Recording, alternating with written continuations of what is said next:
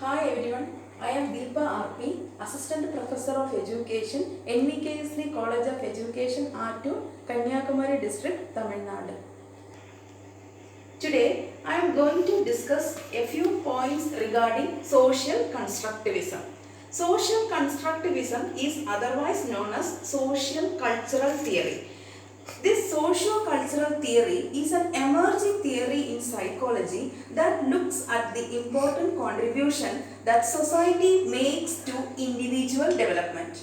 This theory stresses the interaction between the people, culture and the individual. Socio-cultural theory also suggests that human learning is largely a social process. Socio-cultural theory grew from the work of Vygotsky, a social psychologist, who believed that the parents, caregivers, peers and teachers play a major role in developing the knowledge. According to Vygotsky, learning has its base in interaction with the people. On the other hand, we can say social cultural theory focuses on the interaction between the society and culture. So, social cultural theory, interaction between socio-cultural theory.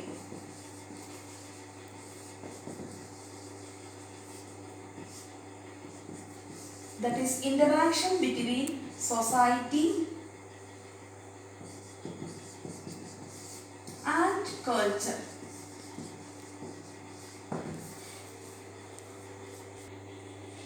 The chief exponent of socio-cultural theory is Vygotsky.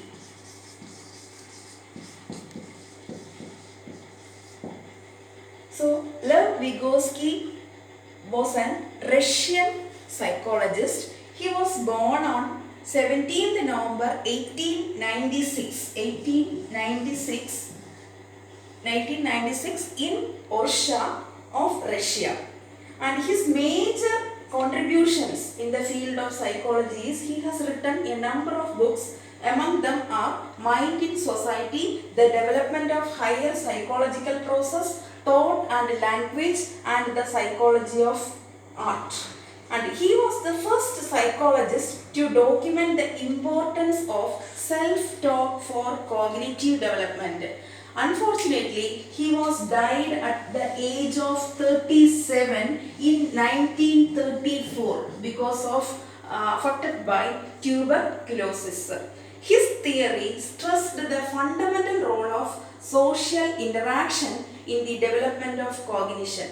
Vygotsky believed that the development was greatly influenced by culture and society. According to Vygotsky, all fundamental cognitive activities, including language, takes place in a matrix of social history. He believed that social and cognitive skills are the patterns of thinking and are not determined by the individual factors but the social factors. He also believed that the essential feature of learning is the internal development process. So, on the basis of his theory, he focuses on four elements in the theory. They are: one is the more knowledgeable person or more knowledgeable others, zone of proximal development, scaffolding,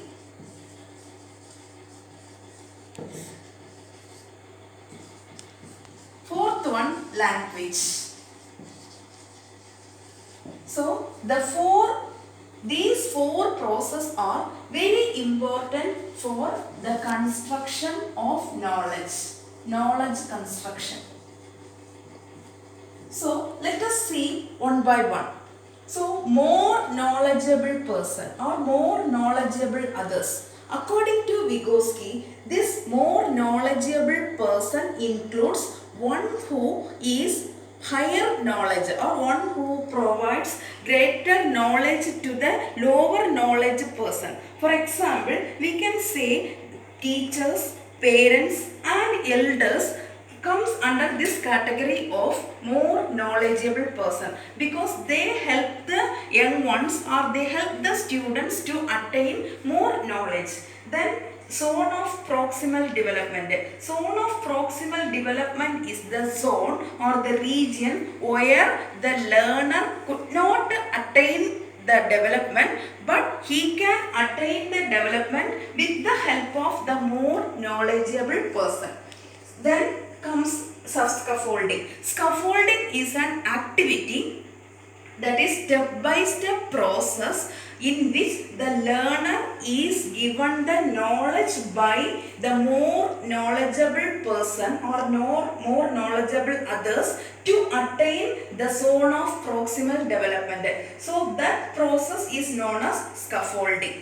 Then the last one, the language. According to Vygotsky, language plays a major role because the language is helpful for the thought process. One who is good in language, he or she can think very clearly and instantly.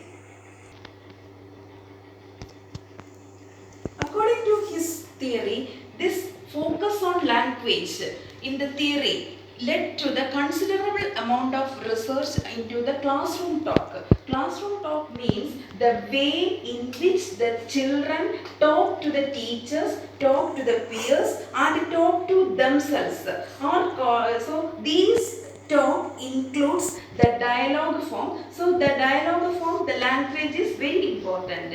Also, the young children talk to themselves when they are approaching a difficult task. For example, suppose we are using the language in thinking. See, older children, suppose there is a problem in solving a particular difficult task, there will be some sort of help rendered by the more knowledgeable peers. So, according to his theory, when teachers want to encourage the learners to develop an ability to use the language, he can use different language activities such as debate, dialogue, word games, etc. And the main focus of Vygotsky's socio-cultural theory is collaboration in learning. Collaboration.